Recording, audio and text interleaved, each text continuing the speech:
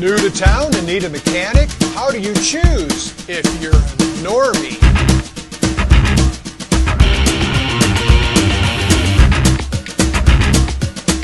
Hola! I'm Mike, the backyard mechanic, and I moved. I'm in the market for a new mechanic. After a conversation with a fan of the show, I realized this is something most people don't know how to do. I just got my brakes done. Cost $1,200. Wow, that's a lot for brakes. Were the lines all rusted? I don't know. They didn't tell me. They didn't tell you. How did you find this place? I got a coupon for a free brake inspection. I also got a coupon for $5 off a flush. $5 off a flush?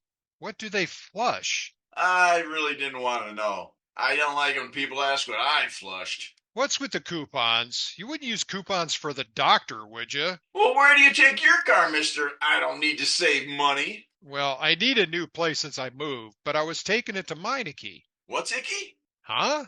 You said you were icky. What? No, I didn't. I just know you said mine, icky. Well, that conversation took a wrong turn, more like a wrong roundabout, with no exit, and cars coming the other way. I advocate for fixing your own car, but even I have to take mine to the mechanic for certain things. I've probably worked on a few dozen modern cars over the last 25 years, but an average mechanic will have worked on hundreds of different cars in a month. A good shop will have thousands of dollars worth of equipment and software that's just not reasonable for an individual to own. My need to find a new mechanic started with the most ironic story ever. As I was writing this script, I lived the script. The whole story was already told in Haunted by Selling the Lexus, but in a nutshell, the Lexus needed a new thermostat. Because we were moving, I didn't have time to change it, and my usual mechanic was too busy. I called a shop I used to go to, Driver's Eggs. They quoted me $2,400. They wanted to also replace the radiator and water pump. I was forced to replace the thermostat myself. I saved $2,364 by not using a bad mechanic. The strategies we'll go over in order to find a mechanic are word of mouth, from actual human mouths, online reviews, types of shops to look out for, first impressions, first job they'll do for you as a trial run, bad signs and good signs to keep an eye on, getting to know the mechanic and making him your guy or gal. So how do you avoid a place like Driver's Eggs? The traditional advice for finding a mechanic is to ask neighbors, friends, and family, which is great advice if you have friends and family and they live near you or that you trust them. I'm not going to ask my neighbor. I just called the cops on him the other day. Turns out he wasn't laundering money, but he could have been. What is he doing now? Do I have trust issues? My therapist says I do. Or my former therapist. You know, she was seeing other patients? You can go to Reddit and do a local search to get general recommendations around town. But you don't know these people, and they can be as crazy as your cousin Ernie. A good place to get a personal recommendation is the auto parts store. The employees are almost all car guys and gals. Ask them where they go and ask what they think of the places you're considering. I did this and was given the name Randy, who's a mobile mechanic that will come to your house and work on your car. The auto parts store also gets orders from mechanics. They know who has the most returns due to the most mistakes. Regardless of the recommendation, you still need to check the place out. Double check recommendations on Google Map reviews and cross-reference Google with Yelp or any other review site. Look for something close. Oh, Mommy's High-Tech Auto has 4.6 stars. That sounds good. Remember, the name was changed. There's no such thing as Mommy's. Mommy doesn't exist. That sounds metaphysical. There is no mommy. Interpreting online reviews can be tricky. Reviews lie. They lie like my doctor when I ask him if I'm fat. First, check if there's a lot of reviews relative to other shops. They have to have enough reviews. Would you be the first one to buy a product with no reviews off of Amazon? Like these underwear for your hands. I'm not going to be the first. What if they don't fit? A Google review with 4.8 average of 500 provides much more information than 5.0 out of 9. Otherwise, you should just ignore the 5.0 comments. Don't be enamored by the glowing reviews by people who got their oil changed and didn't have to wait, or thought the waiting room was comfortable, or the coffee was good, or the service was fast and friendly. I took my car to Bert's Fast and Friendly Auto Service, and the service was fast and friendly. And Ralphie at the front desk wasn't too hard on the eyes, neither. He said he liked my robe. What great analysis! While getting overcharged for imaginary problems with my car, I can enjoy a good cup of joe. Sort by lowest rating and read those. They are the ones that will tell you how the shop deals with difficult situations. Any shop with enough reviews is going to have some bad ones. There are 3 basic types of bad reviews. Lunatic customers with unrealistic expectations or no clue. I had an appointment at 1 o'clock and took my car in to get an oil change at 12. I told them about my appointment, but they took an hour anyway. They totally disregard your needs and feelings. This place sucks. 1 star. The shop was not acting in the customer's best interest. I got an estimate of $9,000 to replace the engine. I got a second opinion. $85. It was just a vacuum leak. I called them Bert's Fast and Loose Screw Job. Bad experiences where the shop is remorseful and wants to make amends. Oh, this one's me. It took me 3 trips to the Meineke to fix the Mustang's AC before they found the correct diagnosis. It was a bad cooling fan drawing too many amps and causing a relay to pop on and off. I paid for extra parts, but they didn't charge me for labor, and I have a lifetime warranty for AC recharges. Whoa. A good garage will respond to all or most reviews and give an explanation for the bad ones. A boilerplate response to tell the reviewer to call management is not satisfactory. Why would I call the manager to discuss my bad review? So they can bribe me with a coupon for $5 off an engine flush? I got a coupon! I left a review on driver's eggs, and the response was predictable. I'm not going to read what they wrote, I'm going to read what they meant. We apologize that we were caught trying to screw you over at driver's eggs. We really thought you were a sucker. Nobody reads these reviews. Next time, we will charge you even more. Age of the shop is a factor. Businesses change over time, sometimes for the better, but more often for the worse. Look for patterns of behavior. Are recent complaints about the customer being treated badly or ignored? Does the shop keep doing the same thing wrong? Are there regular complaints of being overcharged? General unprofessional behavior? Deciphering reviews is not rocket science. With practice, they will become completely obvious. But you can't look at the reviews on just one site. Cross-reference with Yelp or Reddit. So we know how to review them, but what type of shop do we want to go to? Different cars would need a different shop. BMW, Mercedes EVs, and sometimes older cars need a specific shop, and you're limited to where you can go. Electronics and software make cars very different than the old days when all cars worked about the same. Surveys say 2/3 of drivers don't trust mechanics in general, and 1/4 don't trust their own mechanic, and 3/4 of people don't trust surveys. 100% of you don't trust me. But I just keep on talking. The fast oil business is all about add-ons, needed or not, using inexperienced techs who don't really know what they're doing. I don't recommend you get your oil changed there, much less have them do work on your car. In general, you want to avoid large chains. I've had multiple bad experiences at multiple Firestones. I forgot to change the name. Flintstones. They're the ones who screwed up the Civic by not putting all the bolts back on the splash pan. Likewise, you should avoid dealerships, unless necessary. They're perfect for warranty and recall work, and they're competitive with oil changes, but after that, they tend to be very pricey. Here in Texas, hourly rates for mechanics range between $75 and $135 an hour. You want to find something in the middle. You can get the gist for the rate by calling and asking what they charge to diagnose a problem. Dealerships can charge $200 an hour or more, so you might be paying double.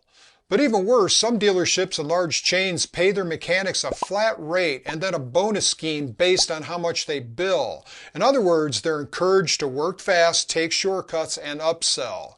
I don't like the upselling game. Hey, I didn't ask you to look at the service history. I should have cleared my cookies.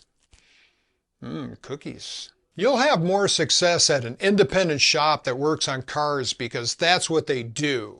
They like to work on cars. Large chains like to make profits. A mechanic shop is like a dentist. You're going to have to pay the bills and the profits for the dental kingdom. But Frank's Dental Care, his name and reputation is on the door. There's a common saying that goes, having a good mechanic that you can trust is better than having a good doctor because you'll use the mechanic more. I can corroborate this.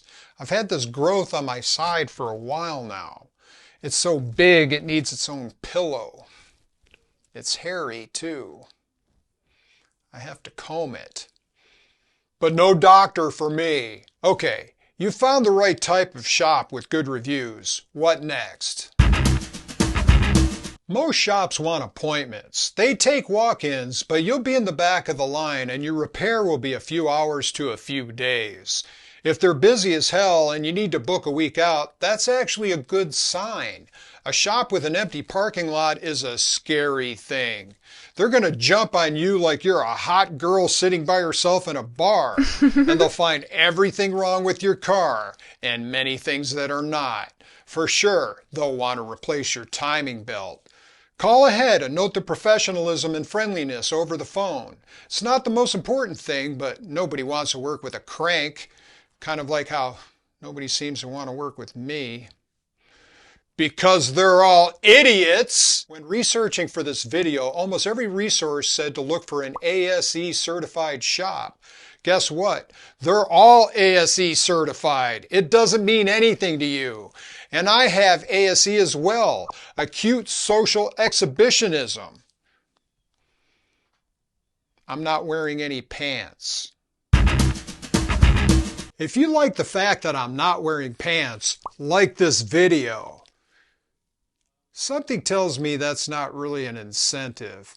Here you go. If you like socket, like this video. There you go. He's not wearing pants either. Where do you think you're going? The first job you have done by a new mechanic should be a simple one. Don't wait until your car is a melting pile. Get an oil change, even though I know you do oil changes yourself because you watch this channel. Well, at least you watch this channel. You could have some other maintenance items done, like filter changes or a coolant flush. A transmission fluid change is actually a pretty good first test, especially if your transmission is in good condition. Do they want to do an expensive flush instead? If they do them, an inspection is a good option. I've had inspections fail because of a leaking power steering hose and a serpentine belt. It is a safety inspection, but a hose? It's my business if I want to fill up the pump every couple weeks. A good mechanic will pass or fail and not nickel and dime you for things that are wrong.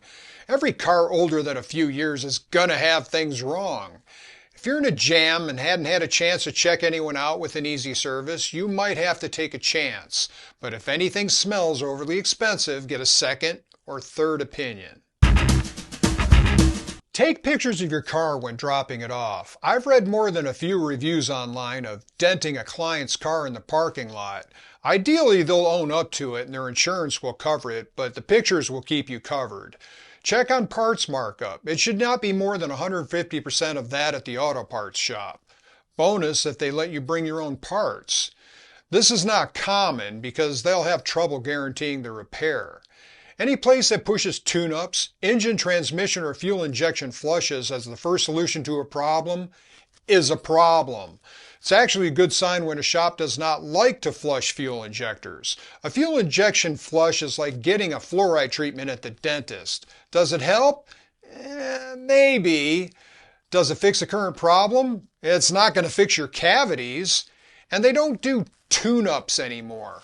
This is an older term for when cars had points and spark plugs that needed to be gapped and carburetors that needed adjusting. Now cars have routine maintenance, and there should be a scheduled service in the owner's manual. Newer cars show service maintenance codes. How much pressure do they apply? Driver's eggs really pressured me to replace the radiator and water pump. They wouldn't do basic service that was needed at the moment. They just weren't interested. While judging a book by its cover, remember these are generalities and there are exceptions. It's really not so much about the shop, it's about the people in it. A few solid mechanics or a great head mechanic will make all the difference regardless of where you're at. Ultimately, you want to follow a guy, not a shop. I was going to Meineke after all. So how do you know who's the guy? You want to start with the sales tech, since they're the face of the shop. They may know who's the best mechanic. My approach is to get to know the top guy, whether that's the head mechanic, a master mechanic, or the owner. This is the guy who designates the work. They don't always do it. They might do some of the high-level diagnostics, but they won't be changing your oil. Let them know he's your guy and that you'll be taking all of your cars there. Ask the mechanic questions. The goal is to get to know him, get him comfortable with you, and to ultimately at some point in time determine if he is a good mechanic. Here are some talking points to get you started. How long have you been working as a mechanic? Issues with the make and model you drive. What project cars do they have? What do they think of EVs? Do they hang around a gymnasium? Do they like gladiator movies? Have they ever seen a grown man naked? Have they ever been in a cockpit? Remember, these are just suggestions as conversation starters. In real life, you're not going to actually ask them about EVs. So did I find a mechanic? Yes, he's the owner-operator of a small shop not too far away. He charges less than $100 an hour and doesn't charge for diagnostic work. If you can't find the problem, no charge. He's actually found the problem and told me how to fix it. No charge. I've tried to get him to come on the channel, but he's shy. Speaking of shy, my dog has been antisocial lately, so I got a new job as a dog therapist. My mentor, Stigmund Void, showed me the ropes. How do you get along with your Mutter? Verstehen, bitch? That is therapy humor. What I hear you saying is, the cat gets all of the attention. How does that make you feel, Ja? Oh, I think it makes him sad. Speaking of crazy dogs, wow, this is really on the nose, even for me. Crazy Dog T-shirts, my channel sponsor. For now, anyway. I talked to Tony, and I have good news and bad news. The bad news is I sold only one shirt. My fans suck. The good news is I don't know who bought the shirt, so you can all claim you were the one. So I still love you all, even though I hate you all. Tony, however, is more forgiving than I am and has given you all not only a second chance, but a bigger discount. Use Mike Mech Bonus 30 and get 30% off. Where else are you going to get a deal like that? That's crazy. The special runs only for a few weeks. It's not really a second chance, it's a last chance, which frankly is more than you deserve. But bear in mind, I'm currently caught between love and hate. Because I know some of my fans are suffering from senioritis, here are the steps in order to buy a shirt. Pick a shirt, click checkout, put the code here. And I'm feeling dirty because I've had to resort to wearing the same shirt 2 videos in a row. I need something to cheer me up. Oh, I've got a fan online. Hey fan, did you like the video? Does your video take coupons? Thanks, fan. Why do you want to give me a coupon? Did you know that Mike the Backyard Mechanic launches a new video every Wednesday? Of course you knew that, because my audience is the smartest audience on YouTube. Best looking, too. No, I don't hate you anymore. However, if you're new to the channel, watch What is Mike the Backyard Mechanic? Then you'll know what it is, what this is. It's the best of. And no, we don't take coupons.